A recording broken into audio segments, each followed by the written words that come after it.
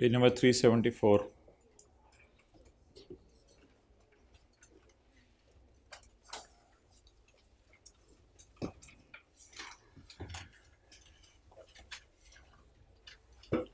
अच्छा, पहले इतने सा का जवाब लिख लें। We should reverse the provision 2016 में जो जवाब दे के आने 30/16 के ऊपर हेडिंग देके we should reverse the provision of 2 million which was recorded in previous year. We should reverse the provision of 2 million which was recorded in previous year. वही वाला सवाल जो चल रहा था। And we should reverse the provision of 2 million which was recorded in previous year. And we should record a provision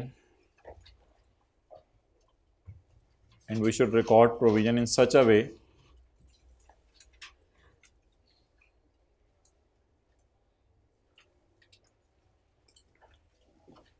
that it represents a liability for 20% batteries. That it represents a liability for replacing 20% batteries. That it represents a liability that represent 20% for replacing 20% batteries.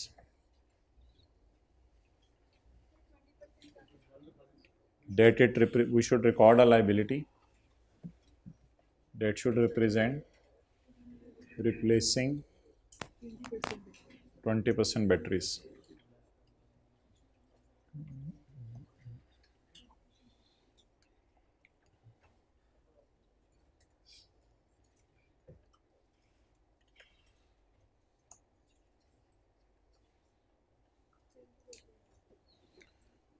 चलें, बस अब काफ़ी हो गया।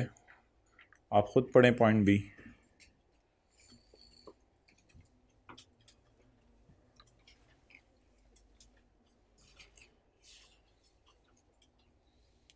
ये वाहिद ऐसा सवाल है ICAP का जिसमें 2 साल टेस्ट हुए थे।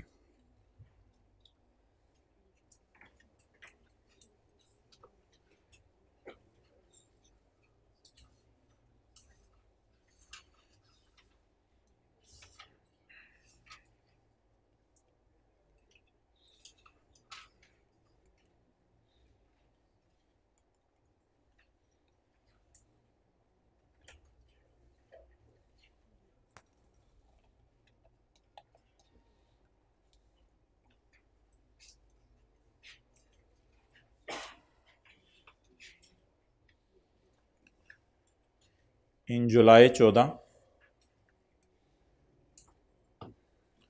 यहाँ पे we entered into a 2-year contract with a supplier of raw material with effect from 1 November 14 the supplier stopped the supply of raw material.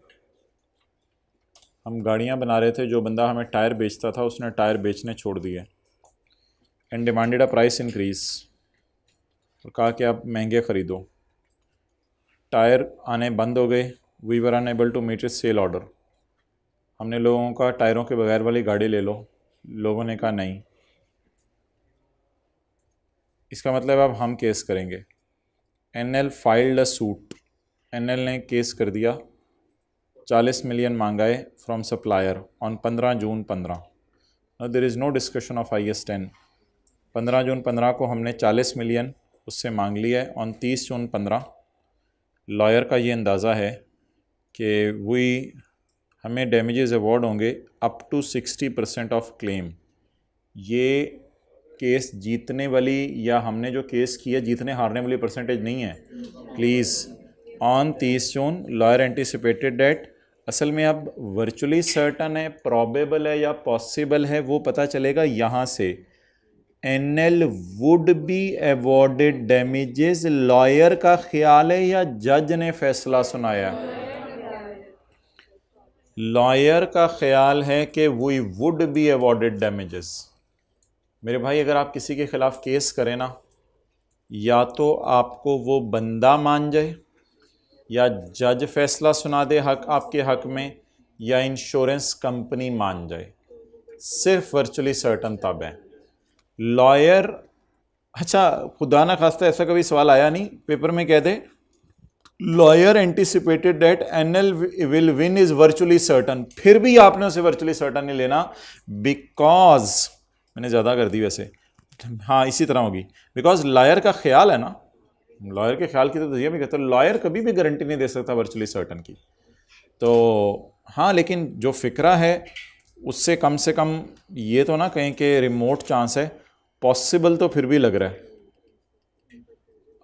आगे फिर कॉन्टिंजेंट एसेट इसका बनेगा, क्या हो तो क्या करेंगे, केस जीतने का चांस 95% से 50 से 95% के दरमियान हो, हाई चांस, ये हाई चांस है। We would be awarded damages, high chance, तो हाई चांस है तो पॉसिबल है, पॉसिबल को डिस्क्लोज करेंगे। So it will be disclosed at a contingent asset in the notes to the financial statements for year ended 30 June 2015। जो how to write down वाले में हम लिख के आएंगे 1 2 3 4 5 6 वाला लिख के आएंगे हाउ टू राइट डाउन में। पेज नंबर 341 पे देख लें, 6 वाला लिख के आएंगे।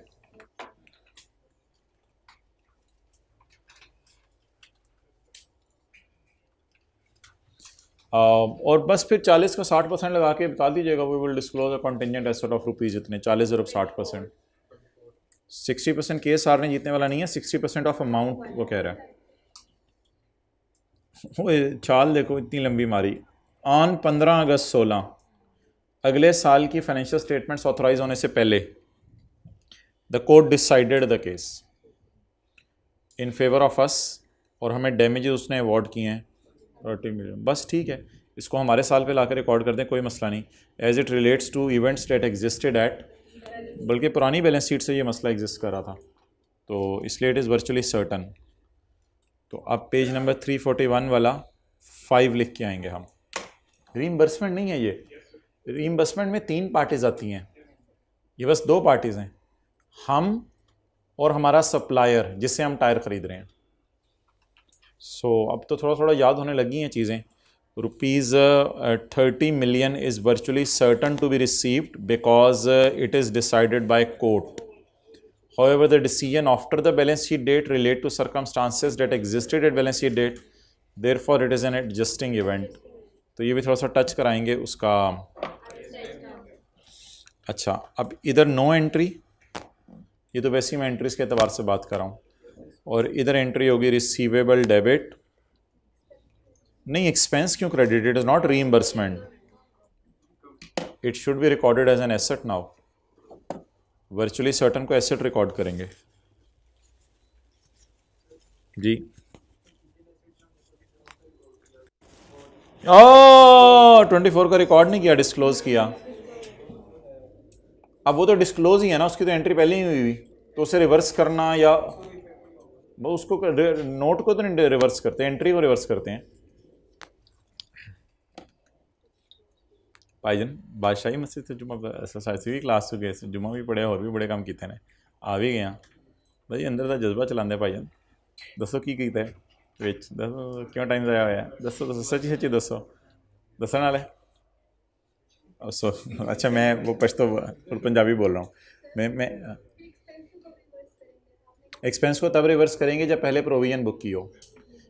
एक्सपेंस को तब रिवर्स करेंगे, उसकी मिसाल कुछ ऐसे हो सकती थी कि ये एनएल होता, enter 2 year contract with the supplier, तो ये इसका कस्टमर होता और ये इसका सप्लायर होता, और कस्टमर्स ने हमारे ख़िलाफ़ केस किया होता। कस्टमर्स का तो कुछ बताया ही नहीं, थोड़ा सा उसने कहा था कि हम अपने सेल्स ऑर्डर मीट नहीं कर रहे, ये हमारे कस्टमर्स की तरफ ही होंगे, लेकिन अब वो तो डिटेल नहीं दी उसने, इसलिए रिसीवेबल डेबिट इनकम क्रेडिट।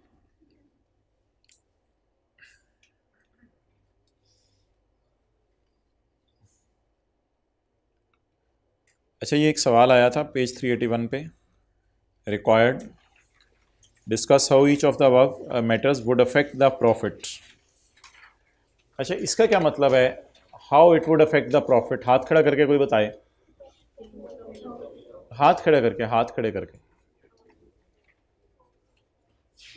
आसान से सब जवाब है, बस दे दे कोई अगर। मैं बस, हाँ मैं बस ये कहना चाह रहा था कि अगर ये IS 10 का सवाल हुआ तो फिर एडजस्टिंग इवेंट्स प्रॉफिट अफेक्ट करेंगे जहाँ जहाँ जनरल एंट्री होती है, और IS 37 का सवाल हुआ तो प्रोविजन और virtually certain will affect the profit. Otherwise कोई भी चीज़ आपको पता है प्रॉफिट अफेक्ट नहीं करती। तो प्रॉफिट अफेक्ट वही करती है जिसकी जर्नल एंट्री हो, जो डिस्क्लोज हो वो तो प्रॉफिट को अफेक्ट नहीं करती। तो ये तो सादा सी बात थी कि जिस किसी की एंट्री बनेगी that would affect the profit. तरीका है, discussion on disclosure requirements is not required. ठीक है, डिस्क्लोजर्स नहीं। अच्छा जी,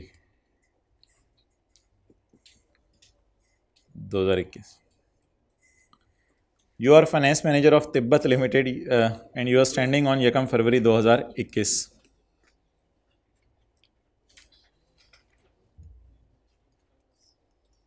31 दिसंबर 20। स्टैंडिंग का मतलब ये नहीं कि इस दिन तक फाइनेंशियल स्टेटमेंट्स ऑथराइज हो गई हैं। फाइनेंशियल स्टेटमेंट तो जाके मार्च अप्रैल में ऑथराइज होनी है। You are the finance manager of Tibet limited, you are finalising the financial statements, the chief executive officer has sent you the following email. ना साढ़ा ना लिखे, ना टाटा बाय बाय लिखे, चंगी ईमेल है। 2020 was a tough year for TL. हाँ तुझे पता है हमारे लिए टफ था, मैं घर में रोता रहता था due to Covid. The net profit of the TL is expected very low as compare to previous year. और इस साल हमें अन्य लॉसेज आने हैं, लेकिन मैंने आइडेंटिफाई किए हैं कुछ एरियाज़, मेरे ख्याल से ये प्रॉफिट बढ़ा देंगे। तो हिम्मत करके ठीक के रख बढ़ा दें प्रॉफिट्स को साल ख़त्म होने के 25 दिन बाद। हाँ ये कॉन्सेप्ट ना आपने प्योरली IS 10 के लॉजिक पर सॉल्व करना है। अपनी अकल लगाएंगे तो गलत जवाब देंगे। प्योरली IS 10 के कॉन्सेप्ट पे जवाब देने हैं। 25 जनवरी को गवर्नमेंट ने इनैक्ट किया है अमेंडमेंट इन लॉ, जिसमें गवर्नमेंट ने टैक्स रेट कंपनीज के 10% से कम कर दिए हैं फॉर 3 ईयर्स, 3 सालों के लिए, इंक्लूडिंग 20। 21-22 की तो टेंशन ना लें, 21-22 तो फ्यूचर ईयर्स हैं। 20 के साल का टैक्स रेट कम कर दिया गवर्नमेंट ने। Adjusting event, non adjusting. Purely IS 10 के लॉजिक पे जवाब दें। On 25 January government enacted. भाई कोई 31 दिसंबर को कोई ऐसा इवेंट हुआ, कुछ ऐसा हुआ, it purely an announcement after year and which नहीं गवर्नमेंट ने ये तो बात नहीं होगी कि कोविड की वजह से गवर्नमेंट ने ऐसा किया कि कोविड। देखें कोई ना कोई हमारे साल में ऐसा जो गवर्नमेंट नोटिफिकेशन देती है तो हमारे बिजनेस में कोई ना कोई मसला एग्जिस्ट। देखें हमने अपने बिजनेस के एतबार से देखना है कि हमारे बिजनेस में एज एट ईयर एंड हमें कोई ना कोई उम्मीद लगी हुई थी कि पिछले साल कुछ ऐसा होगा। हाँ अगर कोई ऐसा सवाल होता कि 29-28 गवर्नमेंट को 29-28 दिसंबर को गवर्नमेंट ने कुछ अनाउंस कर दिया था कि हम ऐसा करने वाले हैं, मेरे तो ख्याल से it relates to a circumstances that arose after the balance sheet date. असल में Covid is not the reason here, the announcement is reason. Government ने अनाउंस करना है, किस वजह से गवर्नमेंट ने अनाउंस किया वो गवर्नमेंट की मर्जी, जिस वजह से अनाउंस किया। ये तो एक्सटर्नल फैक्टर्स हैं हमारी ऑर्गेनाइजेशन के, कोविड-19 जो हमारे कंट्रोल में नहीं है। IS 10 तो शायद उन चीज़ों पे लगता है जो हमारी ऑर्गेनाइजेशन की ट्रांजैक्शंस हो रही हैं उनके ऊपर। तो ये तो अजीब सी बात होगी फिर तो। अगर आप इस तरह करें तो अजीब अजीब से सवाल बन जाया करेंगे कि चोरों ने चोरी की 3 जनवरी को, प्लानिंग तो शायद 27 दिसंबर को कर ली होगी। तो इस तरह तो जिस माचिस से आग लगी 4 जनवरी को, उसकी तीली तो 28 दिसंबर को बन गई होगी। तो ये तो फिर एक नेवर एंडिंग स्टोरी होगी इस डिस्कशन की, ये तो अजीब सा बनेगा। तो इसलिए कोविड को तो मेरा नहीं ख्याल यहाँ पे फिट करें। IS 10 डील करते हैं हमारी ऑर्गेनाइजेशन के शेयर होल्डर्स या डायरेक्टर्स 31 दिसंबर को खड़े होकर, उनके बड़ों को भी इल्हाम नहीं होगा कि कोई मसला चल रहा है। हाँ कोविड आ गया इसका मतलब ये नहीं कि हुकूमत हमें बेनिफिट देना शुरू कर देगी जब तक कि वो अनाउंस ना कर दे, ना कोई इसने ऐसी उम्मीद दिलाई है। हाँ कोई उम्मीद दिलाई होती फिर भी ये बात हो सकती थी। तो इसलिए और दूसरी बात, इसकी एक दो और भी मैंने आपको मिसालें करानी हैं। तो ये जनरल रूल लिख लें, गवर्नमेंट जब भी साल के बाद टैक्स रेट कम करेगी तो ये नॉन एडजस्टिंग इवेंट है।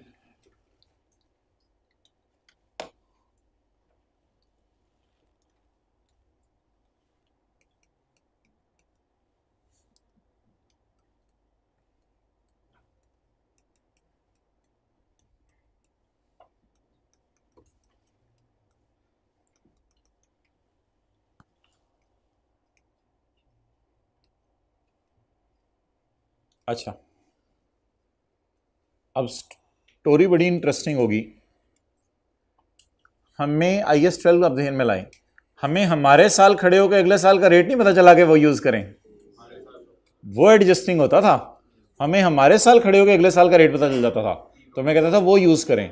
अब हमें हमारे साल खड़े होकर अगले साल का रेट नहीं पता चला, बल्कि वो एडजस्टिंग भी नहीं होता था, वो तो पिछले साल ही रेट पता चल जाता था।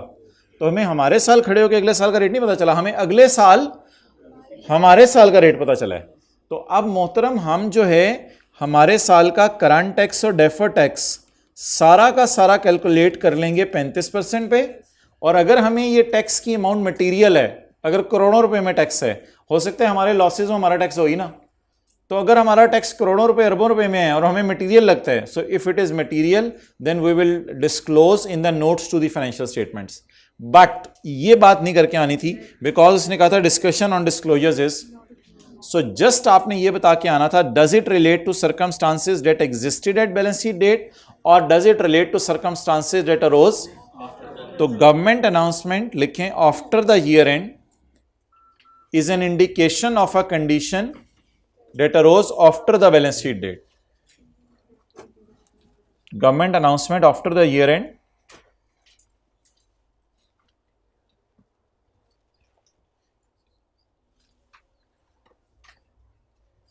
is an indicative of a condition that arose after the balance sheet date.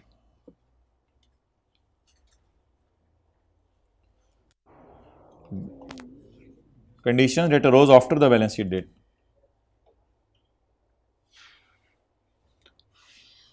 Therefore, it is a non-adjusting event. अब ये जवाब दें जो सवाल वाला पूछ रहे हैं। So it would not affect TL profit. जी बिल्कुल, well done. So it would not affect TL profit of 2020.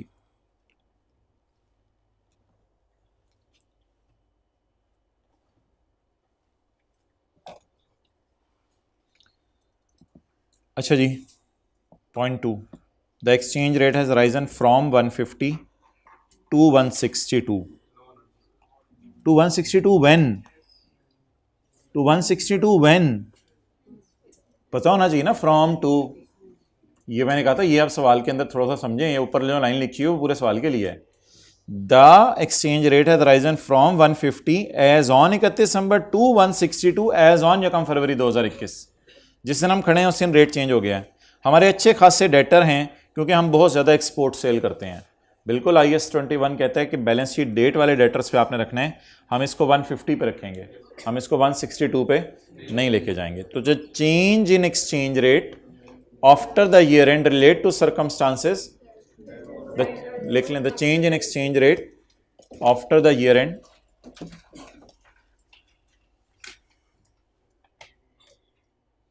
after the year end relates to circumstances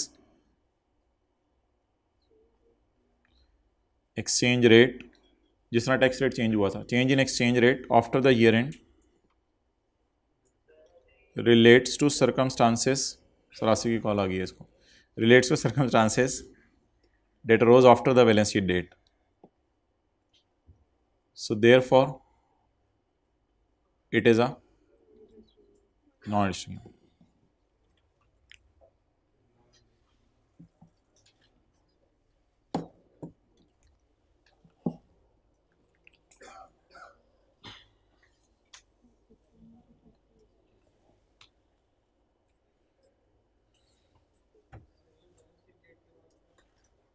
क्या चीज? So it is a non adjusting event and it will not affect our profits.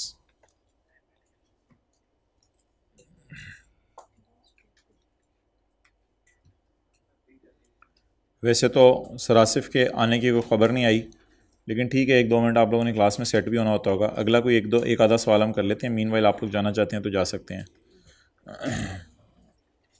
Pause कर दो ज़रा। 81 question 20 for the purpose of this question you may assume date today is 1 अगस्त 2021, तो हमारा year and फिर 30 जून 21 होगा। On 1 January 2021 Halwa automobiles limited launched vehicle, जो भी है whatever it may be, इसके कोई मार्क्स नहीं है, जो आप लोग डिस्कशन छोड़ दें। तो on 1 January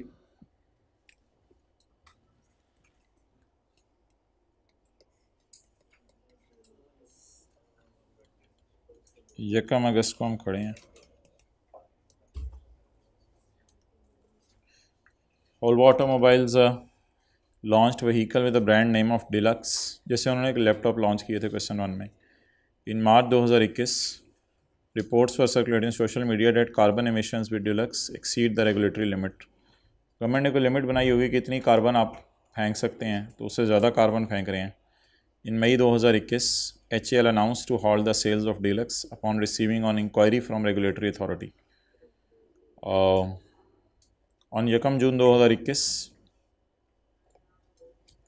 HAL announced that high emissions were confirmed in those batches of Deluxe which were produced from March and onwards. जनवरी में हमने प्रोडक्शन शुरू की है, तो जो मार्च ऑन 1 जून वही अनाउंस्ड।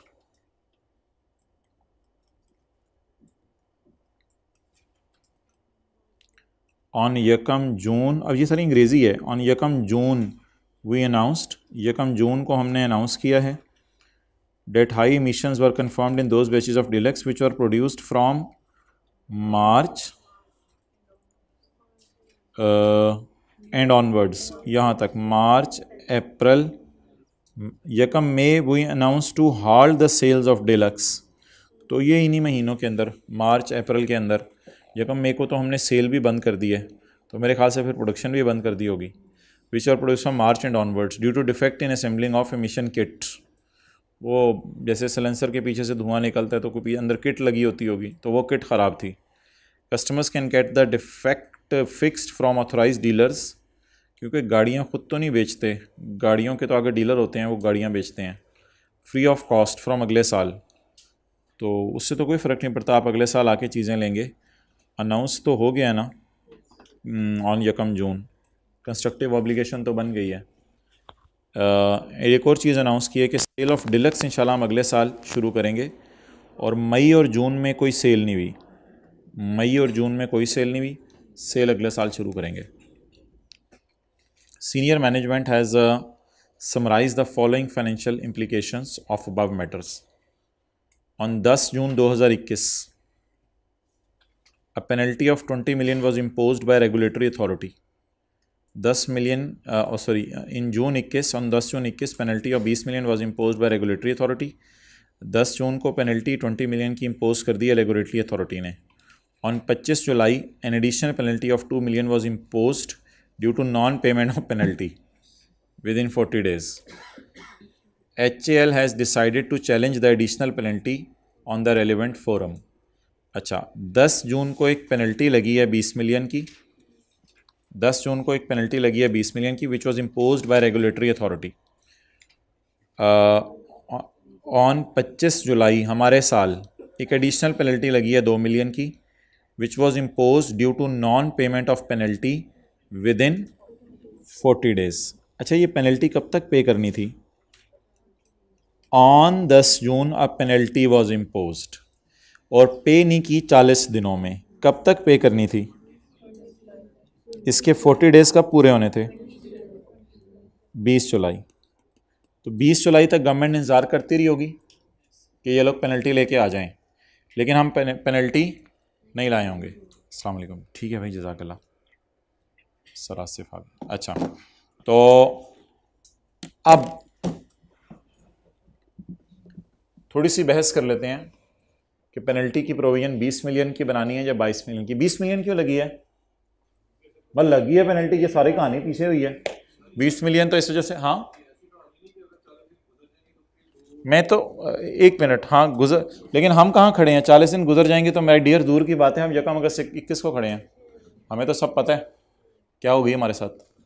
20 वाले हाथ खड़ा करें, 22 वाले हाथ खड़ा करें, 20 वाले हाथ खड़ा करें, 20 मिलियन की पेनल्टी है, सोचें और हाथ खड़ा करें, कोई मसला नहीं। 22 वाले हाथ खड़ा करें, 2 वाले हाथ खड़ा करें, अगर ये कोई है तो इसको क्लास से निकाल दें। अच्छा, हमारे लॉयर शायर ने तो आगे कुछ नहीं कहा ना, तो बस 20 है तो फिर 20 ही है, तो 20 पे किसी को कोई एतराज़? पास्ट इवेंट हो चुका हुआ है क्या? वो जो हमने क्या कहते हैं कार्बन एमिशंस के, बस ये जो पास्ट इवेंट हो चुका हुआ है।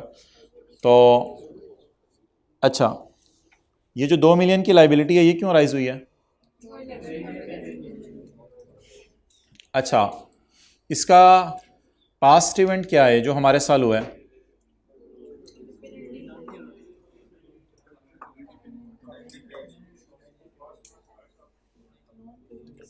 नॉन पेमेंट तो किस दिन पता चली है? तो बज़ाहिर तो ये पास्ट इवेंट तो नहीं, ये तो बल्कि 30 जून पे अगर हम खड़े हैं तो फ्यूचर इवेंट है, फ्यूचर इवेंट है। तो ये पिछले साल का खर्चा तो किसी तरह भी नहीं हो सकता। एक बार याद रखिएगा, खर्चा जब डेबिट होता है तो पेएबल क्रेडिट होता है, ऐसे ही है ना? बड़ी बात तो इधर आपने पता है। हाँ, तो खर्चा डेबिट होता है, पेएबल क्रेडिट होता है। अच्छा, अगर मैं 30 जून को जाके एंट्री करूँ, 30 जून की फाइनेंशियल स्टेटमेंट में जाके खर्चा डेबिट पेएबल क्रेडिट 22 मिलियन, तो 20 गवर्नमेंट को देना है क्योंकि पिछले साल गड़बड़ की, और 2 गवर्नमेंट को देना है क्योंकि इंशाल्लाह मैंने गड़बड़ करनी है। तो भाई ये तो पास्ट इवेंट का कॉन्सेप्ट ही टेस्ट किया है इसने। No, the past event is non compliance, तो लिखिए नॉन कंप्लाइंस हमारे साल हुई है, वो पास्ट इवेंट है। नॉन पेनल्टी किस वजह से पड़ी है? 40 दिन लेट करने की वजह से। 40वां दिन कहाँ गिर रहा है? अगले साल गिर रहा है। अब बिला वजह IS10 ठोकने की यहाँ ज़रूरत नहीं है कि IS10 के मुताबिक ये एडजस्टिंग है, नॉन एडजस्टिंग है, ऐसी बात नहीं है। सबसे पहले तो बताएं, कोई भी लाइबिलिटी है तो उसका पास्ट इवेंट होता है ना, तो what is a past event? नहीं, नॉन कंप्लाइंस तो वो 20 मिलियन का ना, 2 मिलियन का past event is non payment. Try to understand, 20 million का past event is non compliance. 20 million का नॉन कंप्लाइंस मींस के वो कार्बन इमिशन है, जो मर्जी कर लें। 20 मिलियन का past event is carbon emissions, and 2 million का पास्ट इवेंट अब वो नॉन पेमेंट कहें, नॉन कंप्लाइंस भी ना बोलें, नॉन पेमेंट। तो नॉन पेमेंट तो पास्ट इवेंट बन नहीं सकता। अगर उन्होंने कहा होता कि पेनल्टी पे कर दो 10 जून वाली 20 जून तक, 10 दिनों में, फिर 30 जून को खड़े होके हम लाइबल भी फील कर रहे होते, ओहो यार पेनल्टी पे करनी है। अच्छा, और अगर हम 30 जून को बिजनेस बंद करें तो हम 20 पे करके बंद करेंगे, 22 पे करके बंद नहीं करेंगे। अगर 30 जून को बिजनेस बंद कर दें तो 20 ही पे करके बंद करेंगे। हाँ, अगर बहुत लेट कर दें तो वो फिर अगले दिन आने की वजह से होगा। तो what is the when non payment happened, तो उस दिन हमने जो है, उस दिन तक जान मार के हम पेनल्टी अरेंज करते रहे होंगे, बस हमारे से नहीं हो सकी तो उस दिन से ऑनवर्ड मेरे कंधों पे इसका भी बोझ पड़ गया होगा। ओहो, 20 जुलाई को सोते हो आप कह रहे होंगे यार अब पेनल्टी का बोझ भी कंधों पे पड़ गया। तो कौन सा सवाल है? 20। मेरा नहीं ख्याल भाई कि अपने इतनी डिटेल से जवाब दिया होगा और 2 लाइन में फारक कर दिया। Penalty of 20 million should be recorded as a legal obligation. Additional penalty should not be recorded as has been imposed after the year end. Year end के बाद लगी है because of non payment of debt. अच्छा, अब इसको तीनों बातें बतानी चाहिए थी भाई, भर देना जाए। Due to past event, present obligation, reliable estimate, बस ठीक है, उतना ज़्यादा हम लिखेंगे तो अच्छी बात है, थोड़ा बहुत तो ये लिख ही रहा है ये भी। अच्छा चलें जी, अगली बात पढ़ें।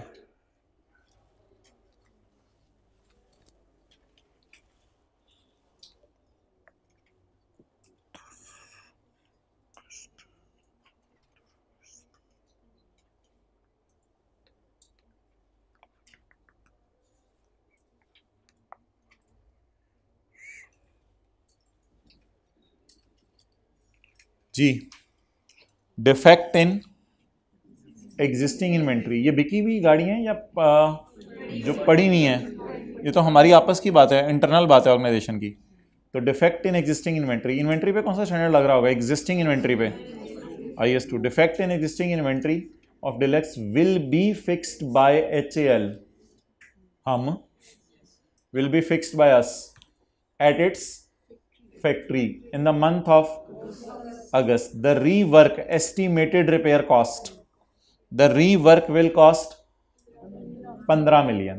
तो एस्टिमेटेड रीवर्क 15 मिलियन होगा। तो अब हम पड़ी हुई इन्वेंट्री की क्या निकाल लें, एनआरवी निकाल लें।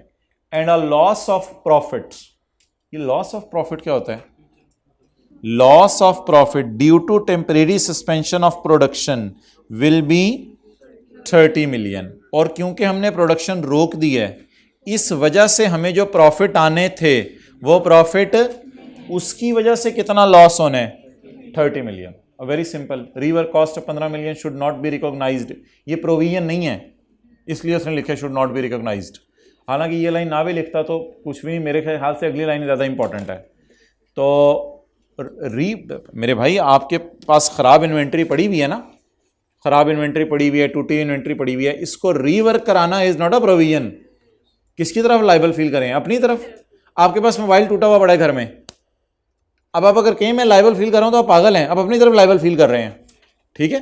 तो हाँ, अगर किसी का मोबाइल तोड़ा है वो समझ आती है, लाइबिलिटी तो किसी की तरफ होती है ना, अपनी तरफ तो नहीं लाइबिलिटी होती। मैंने सफेदी करानी है, अपनी तरफ लाइबल फील करूं, नहीं, ऐसा तो कोई तस्वुर नहीं है। मैंने रीवर्क करवाना है, मैंने रीलाइनिंग करवानी है, मैंने रीलाइनिंग करवानी है, मैंने स्मोक फिल्टर लगवाने हैं, तो rework cost should be deducted in calculating the NRV of inventory. It would be compared with the cost for identifying any, or no provision need to be made for loss of profit as future operating loss does not require any provision. मुझे बता दें, आपने जो बंद की हैं चीज़ें, तो उनकी वजह से जो आपको नुकसान आ रहा है, यानी कि आपने प्रॉफिट्स आने थे, सोचे हुए थे, लेकिन प्रॉफिट आने बंद हो गए हैं, किसी वजह से कॉलेज ने क्लासें बंद कर दी हैं, अब क्लासें बंद हो गई हैं तो प्रॉफिट आने बंद हो गए हैं। अब ये किसकी तरफ कॉलेज वाले लायबल हैं, किसी की तरफ नहीं, किसी की तरफ भी नहीं, कोई मसला ही नहीं। आपने कौन से गाड़ियों के कोई कॉन्ट्रैक्ट पकड़ लिए हुए हैं 2-2 साल के, कि आप कह रहे हो गाड़ियां लेट डिलीवर कर रहा हूं, ये कर रहा हूं। हाँ, अगर गाड़ियों के कॉन्ट्रैक्ट पकड़ लिए होते और फिर पेनल्टी दे के जान छुड़वानी पड़ती, वो फिर कौन सा कॉन्ट्रैक्ट होता, ऑनरेस कॉन्ट्रैक्ट होता। चलें आगे पढ़ें, बस खत्म करें फिर।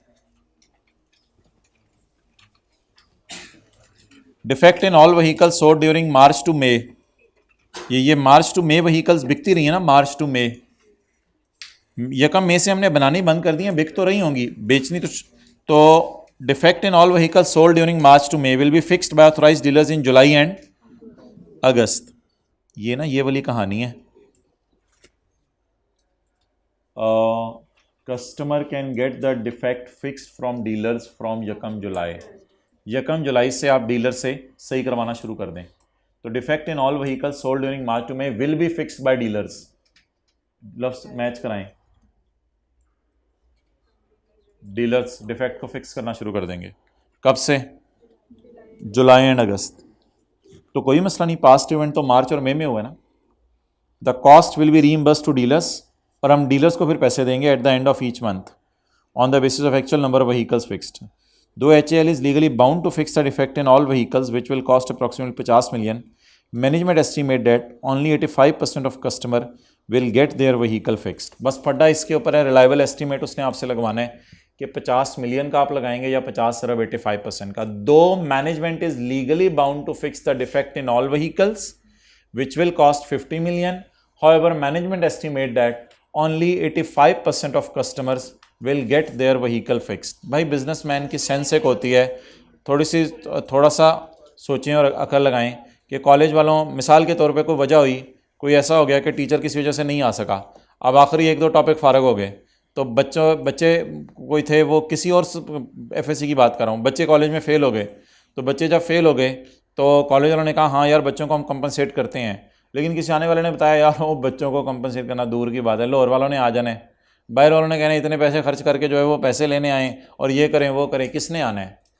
तो थोड़ा रियलिटी के करीब जाने में कोई मसला नहीं है। हमने 50 मिलियन की चीज़ें सही करके देनी है, लेकिन हमारा ख्याल है कौन आएगा गाड़ियाँ सही कराने, व्हीकल वो एमिशंस के साथ चलाते रहेंगे लोग, हमारे जैसे कोई नेग्लिजेंट लोग भी होते हैं, साल गाड़ी नहीं कहीं लेके जाने का मौका मिलता है मैकेनिक के पास, वो जाके सेशन सितंबर में ख़त्म होता है, फिर सोचते हैं गाड़ी को ले जाए मैकेनिक, तो लोग नहीं सोचते। तो मेरे ख्याल से मैनेजमेंट के एस्टीमेट पर रिलाई करें, रिलायबल एस्टीमेट कोई ओवर प्रोविजन भी बुक करने की ज़रूरत नहीं है। थोड़ी बिजनेस सेंस तो यही का बात कहती है कि अकल लगा दो, ठीक है, और अकल लगाने के बाद आपने काफ़ी लोगों को नुकसान पहुंचाया, आपका ख्याल है उसमें से 6-7 लोगों ने घर आने, बस ठीक है, उतने के लिए लाइबल फील करें, बाकी ज़्यादा आ गए तो फिर उस वक्त कर लेंगे लाइबिलिटी, ऐसा कोई मसला तो नहीं है। Provision is a liability of uncertain timing और अमाउंट, तो वैसे ही प्रोविजन तो अपने अंदर ही। पिछले कितने लोगों का रुझान 85% की तरफ ही जा रहा था। हाँ, लीगली आप बाउंड हैं 50 मिलियन के, लीगली बाउंड हैं, लेकिन बात यह है कि अगर हमें पता है कि अगले ने आना ही नहीं, बिला वजह लाइबिलिटी फिर बुक करने की क्या किताबों में है। थोड़ी सी होती है ना, सेंस होती है बिजनेस की कि यार नहीं आना सब ने। मेरे ख्याल से आप पाकिस्तान में रहते हैं, ऐसा कई दफ़ा होता है, कई लोग ऑफ़र करते हैं, लोग नहीं अवेल करते, बस ठीक है आगे चलें। Market value of internally generated brand would reduce by 150 million, ये पता नहीं कौन सा स्टैंडर्ड पूछ लिया इसने। IS 38। आप ऐसे डरते हैं पता नहीं क्या हो यार, नहीं आई के अपने देता है, कोई चक्कर होएगा, ब्रांड नहीं कोई। भाई इंटरनली जनरेटेड किताबों में पढ़ा ही नहीं हुआ तो मैं रिड्यूस कैसे करूं? रिड्यूस तो उसको करेंगे तो किताबों में पढ़ा होगा, अब ये किताबों में पढ़ा ही नहीं हुआ तो उसको रिड्यूस कहाँ से करें? वो रह गया था, repair cost should be provided because constructive और legal obligation arose due to announcement. अब थोड़ी सी ना उसने बोंगी मारी है सवाल वाले ने यहाँ असल में लिखा था कि ये लीगल ऑब्लिगेशन है 50 मिलियन की, और ऊपर कह रहा था कि असल में हमने अनाउंस कर दिया है, तो इसलिए फिर ICAP ने भी बीच में कुछ करा दिया, constructive slash legal obligation arose due to announcement. The amount recorded as provision shall be the best estimate based on most likely. Hence, provision should be recorded at. Internally generated brands are not recorded in balance sheet. Therefore, hence no question arises of their. इसलिए उनकी impairment भी record करने की जरूरत नहीं है। क्या रह गया, बस जाएं अब। Value in use of production line would reduce by 80 million. क्या करें? Value in use of production line, ये तो फिर IS 36 है, तो नहीं वैल्यू इन यूज़ है तो फिर वैल्यू इन यूज़ को आप कंपेयर करें, रिकवरेबल अमाउंट कहाँ से होगी यार, हद होगी। वैल्यू इन यूज़ को कंपेयर करें fair value minus cost to sell से, और फिर रिकवरेबल अमाउंट लें, फिर प्लांट की बुक वैल्यू लें, फिर कंपेयर करके IS 36 लगा लें अगर कम हो गई है तो। Reduction in value in use should not be recorded, the reduced value in use, अच्छा शुड नॉट बी रिकॉर्डेड, पता है बार बार क्यों लिख रहे हैं, वो बता रहे हैं प्रोविजन नहीं बनानी इसकी, ये कोई लाइबिलिटी नहीं है हमारी। ये लाइन आप नहीं भी लिखेंगे तो कोई मसला नहीं। अगली, the reduced value in use should be compared with fair value less for assessing, if carrying amount exceed the recoverable amount then recognise impairment loss. चलेंगे आगे। इन जून 2021, चलेंगे थोड़ा पढ़ लेना आप जो लिखा हुआ है। इन जून 2021 regulatory authority has introduced a new emission protocol to ensure that emissions are within the limits and need to be complied by 30 September. New protocol will require modification in existing production line. Excellent. Existing production line. हमने अपनी existing production line में अगले साल तक, असल में आप देखें जो हमारी एमिशन किट्स बन रही होंगी ना, वो ऐसे प्लांट पे बन रही थी जिस प्लांट के अंदर मसला था।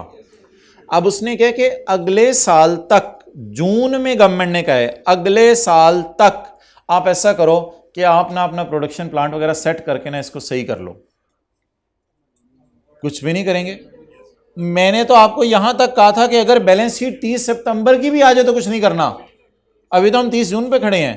This can be avoided by closing the business on 30 जून। तो इसलिए वो जो रीलाइनिंग वाला और वो सारा था, वो स्टैंडर्ड खोल के जवाब दे सकते हैं आप। The modification should not be provided despite announcement bye regulator. Announcement उनकी तो नहीं होती, अनाउंसमेंट तो हमारी होती है असल में। HAL has no obligation for future expenditure as it can avoid the expenditure by its, वही इंग्लिश उठाई है उसने, it can avoid expenditure by future action, that is by changing operation, कोई और काम शुरू कर देता। Cost should be considered in estimating value in use. ये भाई के बहुत कहता है कि वो मुझे पता है, एग्जामिनर कहता है मैं तो CA कर चुका हूँ, तो ये CA वाली को बात उसने करने की कोशिश की है। कहते हैं हाँ अगर आपको लग रहा है कि फ्यूचर में आपने जो है वो करना है, तो आपको पता है वैल्यू इन यूज़ में फ्यूचर की सारी कैश फ्लोज को किया जाता है। और यार छोड़, अब तूने CA कर लिया, अब ऐसी बातें हम तो नहीं पेपर में लिख के सोचते इतने। जाएँ जी, अल्लाह हाफिज़। होमवर्क तो कोई नहीं दे रहा मैं आजकल, अब बैठ के इधर होमवर्क ही कर रहे होते हैं और क्या कर रहे होते हैं। होमवर्क कौन सा है? हाँ जी, हाँ क्लोज कर दें।